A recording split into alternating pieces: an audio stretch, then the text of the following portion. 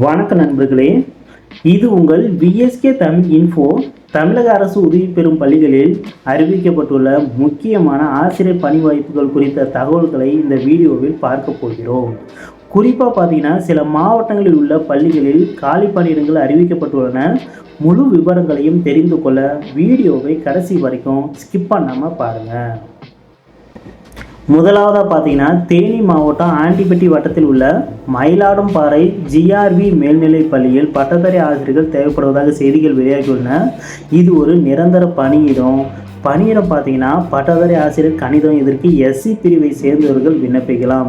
கல்வி தகுதி BSc BEd உடன் டெட் பேப்பர் 2 தேர்ச்சி பெற்றிருக்க வேண்டும் என தெரிவிக்கப்பட்டுள்ளன. பணியிடம் 2 பார்த்தீங்கன்னா, பட்டதாரி ஆசிரியர் ஆங்கிலம். இதற்கு எம்பிசி டிஎன்சி பிரிவை சேர்ந்தவர்கள் விண்ணப்பிக்கலாம். தகுதி பிஏ பிஎட் மற்றும் டெட் பேப்பர் 2 தேர்ச்சி பெற்றிருக்க வேண்டும் சொல்லியிருக்காங்க.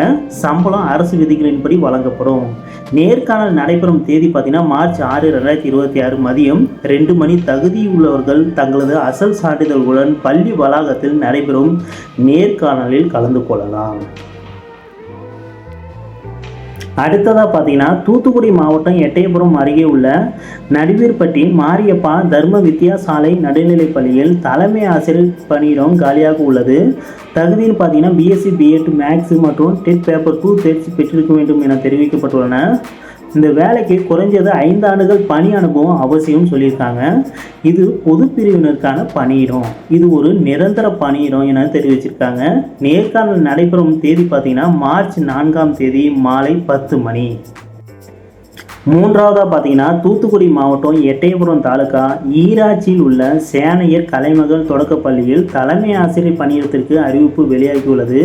தகுதின்னு பார்த்தீங்கன்னா +2 மற்றும் டிடிஎட் முடித்து ஆசிரியர் தகுதி தேர்வு, அதாவது பேப்பர் 1 தேர்ச்சி பெற்றிருக்க வேண்டும் என தெரிவிக்கப்பட்டுள்ளன.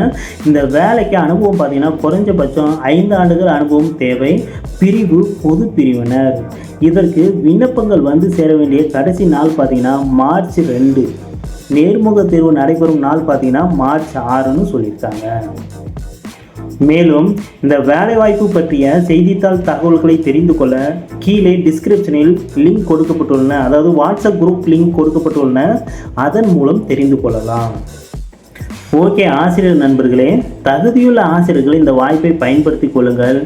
இது போன்ற வேலைவாய்ப்பு செய்திகளை உடனுக்குடன் தெரிந்து கொள்ள விஎஸ்கே தமிழ் இன்ஃபோ சேனலை சப்ஸ்கிரைப் செய்து கொள்ளுங்கள். இந்த வீடியோ பயனுள்ளதாக இருந்தால் உங்கள் நண்பர்களுக்கும் பகிருங்கள். மீண்டும் அடுத்த வீடியோவில் சந்திப்போம். நன்றி.